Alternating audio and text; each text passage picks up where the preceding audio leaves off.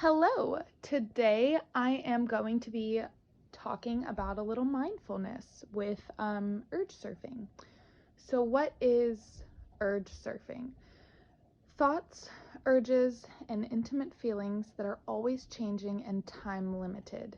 And that's the important factor to remember through this. Time limited, always changing.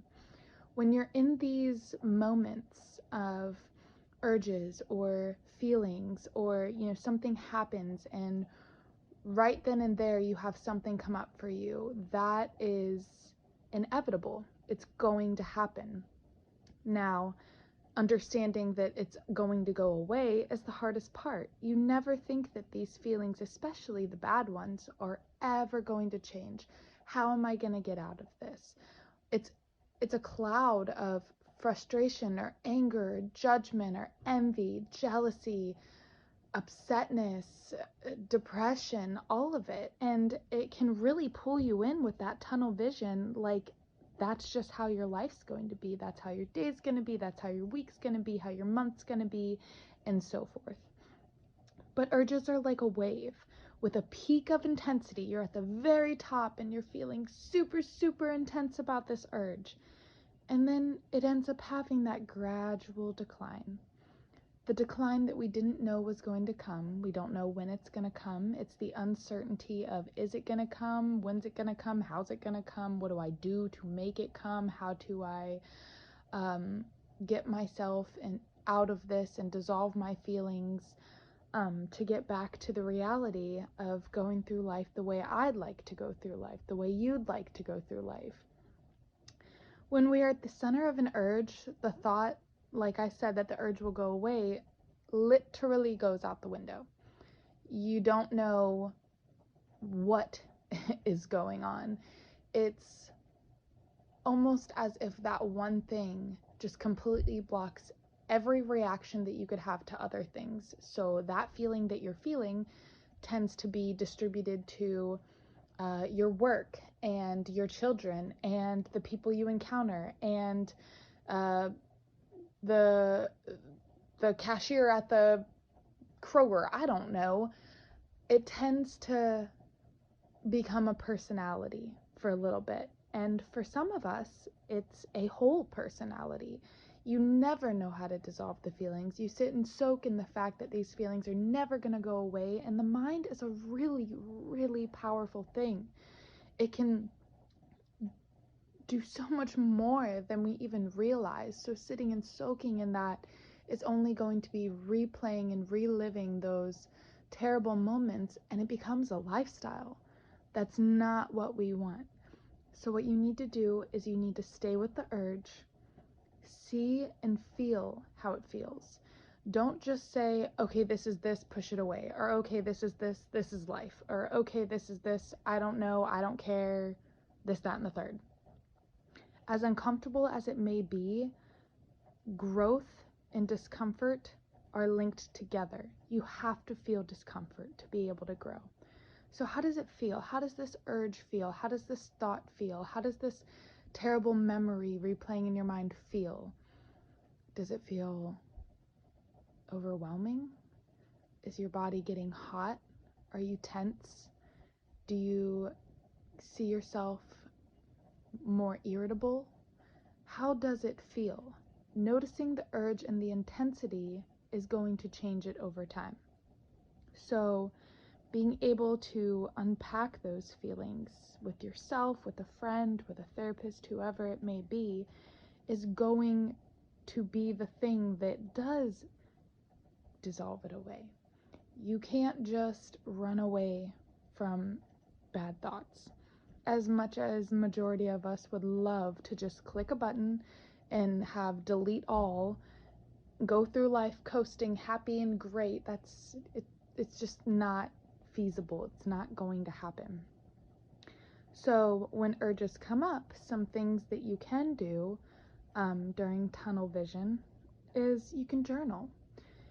Journal about your thoughts. Get it off your chest. Sometimes we just need an outlet, like I said, whether it's to a friend or a therapist or ourselves or on paper. We just need to say what's going on. look at affirmations. That works for some people, and some people it doesn't. Now, these things aren't for everybody, so you're gonna have to pick through and see what works for you. For me personally, it's journaling is my main uh, way to release tense thoughts, feelings, urges, whatever the case may be. Affirmations help me as well. Just reading them and seeing the positive little words on my screen and being able to say them out loud. And some of them really, really resonated with me. And I'm like, yeah, heck yeah. Look at photos of your animals, your children, your. Hi, baby. Give me one. No, give me 1 second, okay? I love you. Good morning. Okay, I'll be out in 1 minute, okay? Give me a minute, please. Sorry, my son just woke up.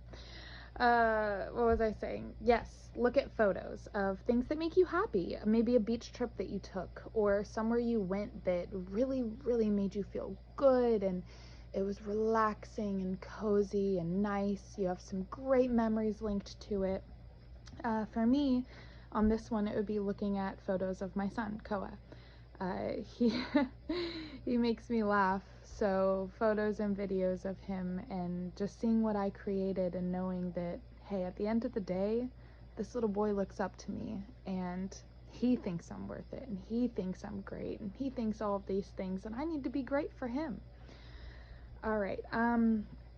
Listen to a podcaster that you love. Listen to a preacher. Listen to a sermon. Listen to a really great relaxing song or some rain sounds or violin covers. What do you like to listen to that really calms you down in that moment of intensity and frustration? I have call someone here, so that just links to like the journaling and, you know, the talking to somebody.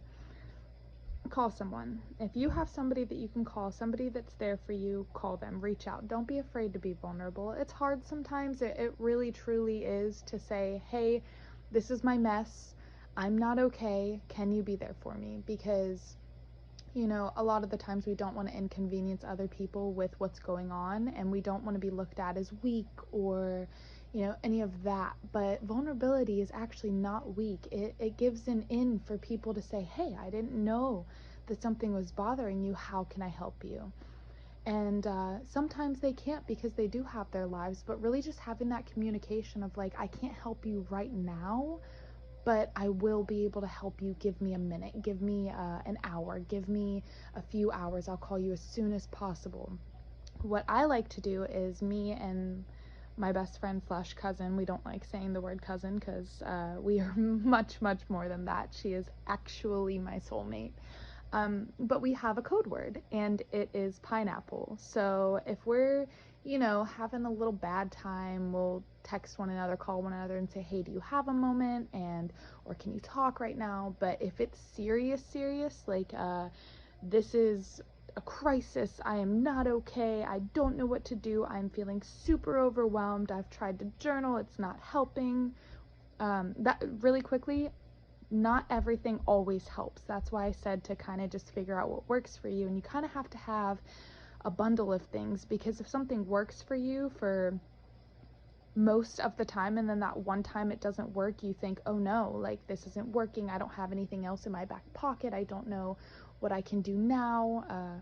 So anyways, yes, have somebody that maybe you have a code word with. Make a cute little code word that if it's actually very severe, that that person needs to call you right now and talk you through it. That's very, very helpful.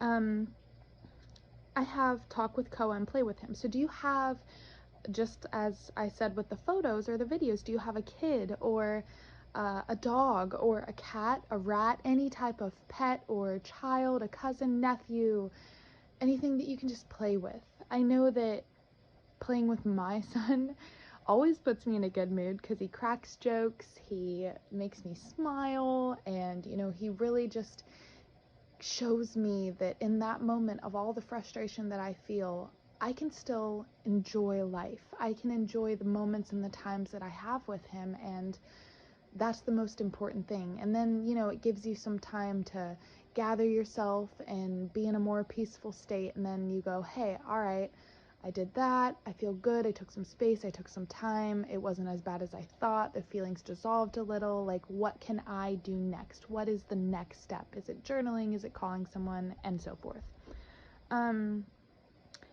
Working out, exercising, go for a walk, do some crunches, meditate, go for a run, lift some weights. What can you do in that moment that maybe can, release some tension and anger that you're feeling if it's on that end of the spectrum? That really helps for me too sometimes, just being out in nature, taking a walk and looking at the beautiful views around me and having that peaceful vibe and energy flowing through me that, wow, in this midst of not okayness, I see these beautiful trees that are growing from the ground from one little seed. That's incredible. Or, wow, these flowers are so gorgeous. If it's springtime, oh my goodness, they're blossoming and blooming, and look at them grow. And, a lot of the times on a walk, you find things that are very, very interesting, whether that be a penny that's heads up, or a random bug that you're like, what is this? Like, how can I, Google this? What do I type in? What is this thing?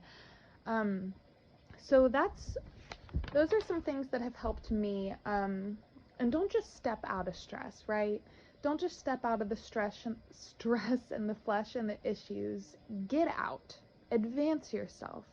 See what you can do next. See how you can grow, how you handle that situation. You can't advance without going through things.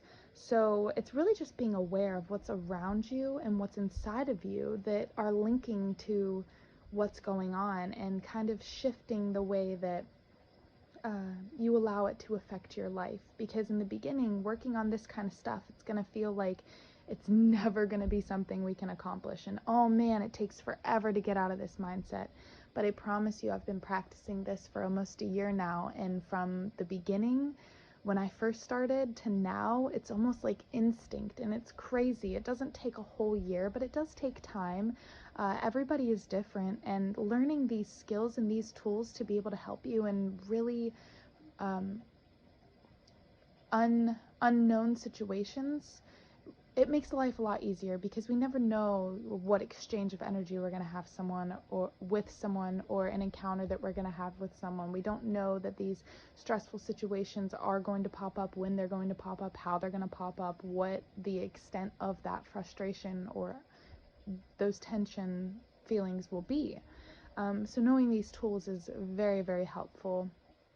But you got to go through to come out on top. And as cliche and annoying as that sounds, it really is the truth. It's like a muscle. When you work it out in the beginning, it's a lot. But being able to work that muscle and work that muscle and work that muscle, it ends up becoming so strong, and it's almost like instinct, like I said, that you kind of just know. And of course, even now, some things don't work for me. Some things I'm like, what? Why isn't this working? This always works. Or why isn't this helping? This always works. And sometimes I'll go through my list of like 5. I'm on number 5, and I'm like, none of this is working. And as frustrating and crazy as it sounds, sometimes you just have bad days and moments where you just can't. You can't fix what's going on. The situation is just too much right now. And at the same time, your reaction can be controlled with constant work. Whether you can fix it and make it dissolve and go away ASAP doesn't mean that, it's not going to start dissolving little by little. Some things just take more time, I guess is what I'm saying. So I'm a very spiritual person, and if this offends anybody, please just click next on the video. I completely understand, but for me, God doesn't take shortcuts. There's no wisdom in a shortcut. You cannot take shortcuts. God wants your growth to be authentic, kind of like a butterfly blossoming from a caterpillar in a cocoon. It's, it takes time. Some things you're just in the dark sometimes, and you just gotta wait through it. And know that things are going to be okay with your core beliefs, going through that